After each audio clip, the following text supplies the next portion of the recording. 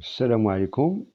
On va faire une auto-évaluation d'électricité pour les élèves de tronc commun comme révision. Alors, commençons. Donc, la première question. L'intensité du courant qui traversera un fer à souder de caractéristique nominale 230 volts, 30 watts sur le secteur se rapproche de soit 77 ampères, 130 milliampères ou bien 7,7 milliampères. On va choisir la première proposition. Donc je clique S700, 77 ampères, voilà. Donc c'est une mauvaise réponse. Bien, revenons.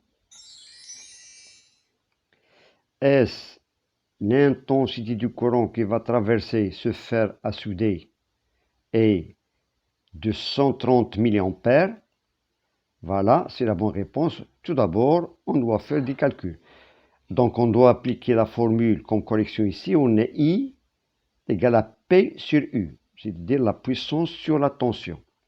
Sachant que la puissance est de 30 watts, la tension est de 230 volts, donc automatiquement on aura comme application numérique 0,130 ampères, c'est-à-dire 130 milliampères, c'est la bonne réponse.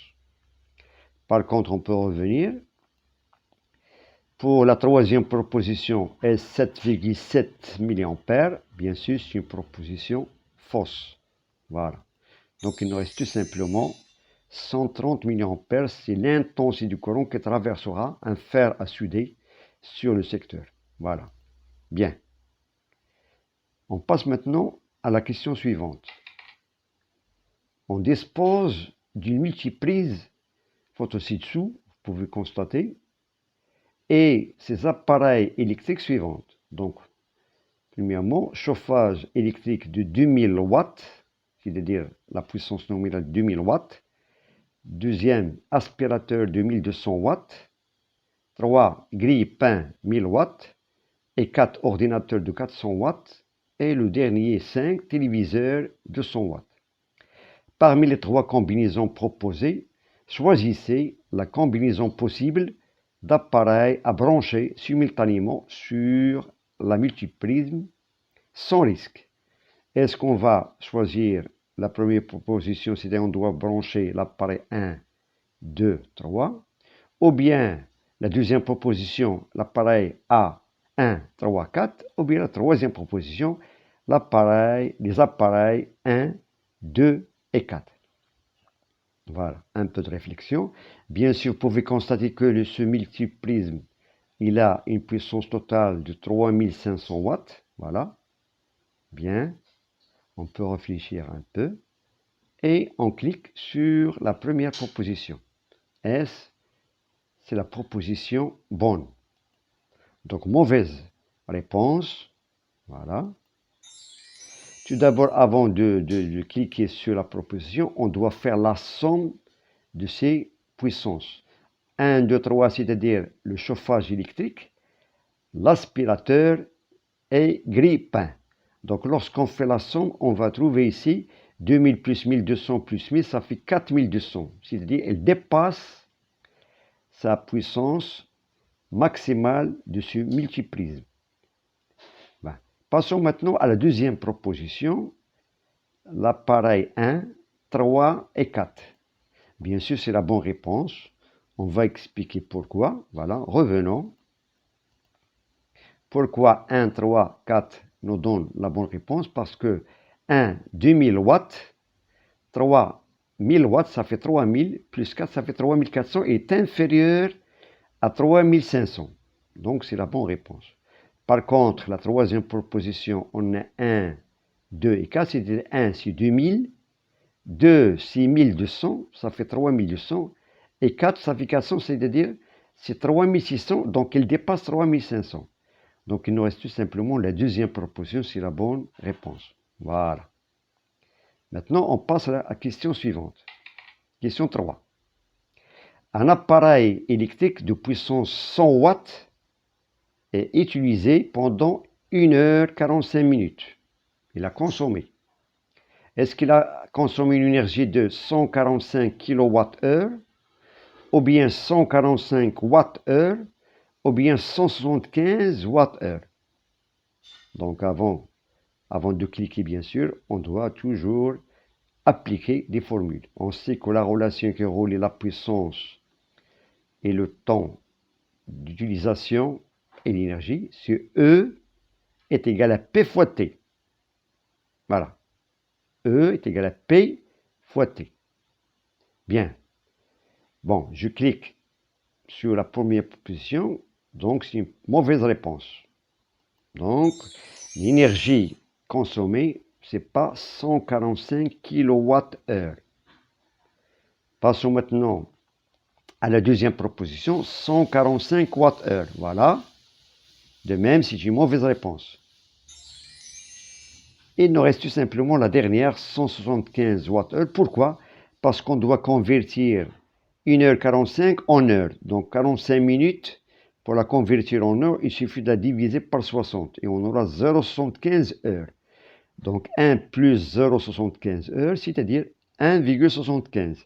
Et on multiplie 1,75 fois 100 et on va trouver, bien sûr, 175 Wh.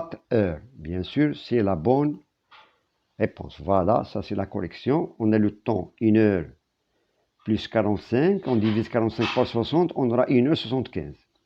La puissance 100, il suffit tout simplement de faire l'application 100 fois 1,75, c'est-à-dire 175 Wh. Bien. Passons maintenant à la question suivante. Question 4. Les relations à connaître pour faire les calculs sur les conducteurs ohmiques sont, donc, soit la première proposition, voilà, c'est 3, ou bien la deuxième proposition, ou bien la troisième proposition. La première proposition, on a la formule U est égale à R fois I, c'est la loi d'Ohm. On a I est égal à P sur U, et T est égal à P sur E. Donc, il faut que ces trois formules doivent être correctes. Donc, je clique sur la première position. Voilà, c'est une mauvaise réponse. Pourquoi? Parce que la troisième relation T est égale à P sur E est fausse. Maintenant, la deuxième proposition, R est égal à U sur I, P est égal à U fois I, et P est égal à l'énergie E divisé par le temps. Donc, il faut obligatoirement que ces trois formules doivent être exactes. Voilà, je clique sur la deuxième proposition. Bien sûr, c'est la bonne réponse. Voilà, revenons. Pourquoi? Parce que la première relation est exacte, la loi d'Ohm. La puissance est égale à U fois I. Et la puissance, on peut l'appliquer, il est en relation avec l'énergie et le temps d'utilisation. Voilà. Par contre, la troisième proposition, I est égal à U sur I, et U est égal à I sur P, et E est égal à P fois T. Bien sûr, E est égal à P fois T, c'est une bonne formule. Par contre, U est égal à I sur P, fausse. De même, la première formule, I est égal à U sur R, elle est juste. Donc, bien sûr, la troisième proposition, elle est fausse. Voilà. Donc, il nous reste tout simplement la deuxième proposition exacte. Bien. Voilà. Maintenant, on passe à la question 5. L'énergie consommée par un appareil de puissance P dépend de la durée T d'utilisation selon la relation E est égale à P fois T. Les groupes d'unités possibles sont: est-ce que E, l'énergie est exprimée en joules, la puissance en watts et le temps en secondes? Ou bien, si on exprime l'énergie en watts-heure, il faut que la puissance doit être en watts et le temps en heure. Deuxième proposition, E en joules, la puissance en watts et le temps en heure. Ou bien, l'énergie est en watts-heure, la puissance en watts et le temps en secondes. La dernière proposition 3, E exprimé en joules, la puissance en kilowatts et le temps en secondes. Ou bien, lorsqu'on a E est exprimé en kilowattheure, la puissance en watts et le temps en heure. On sait que d'après la relation d'énergie électrique, on a E est égal à P fois T.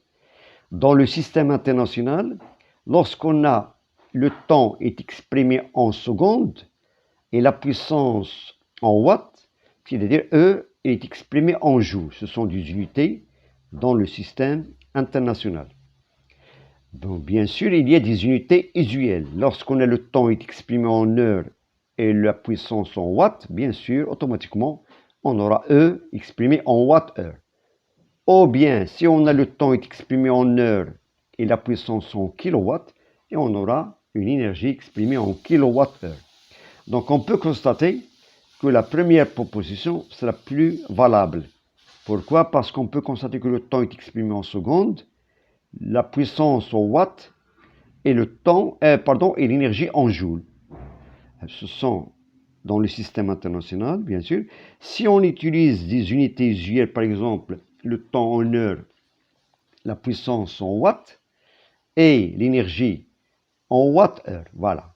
Donc, on peut constater que la première proposition, c'est la plus exacte. Voilà, si je clique, voilà.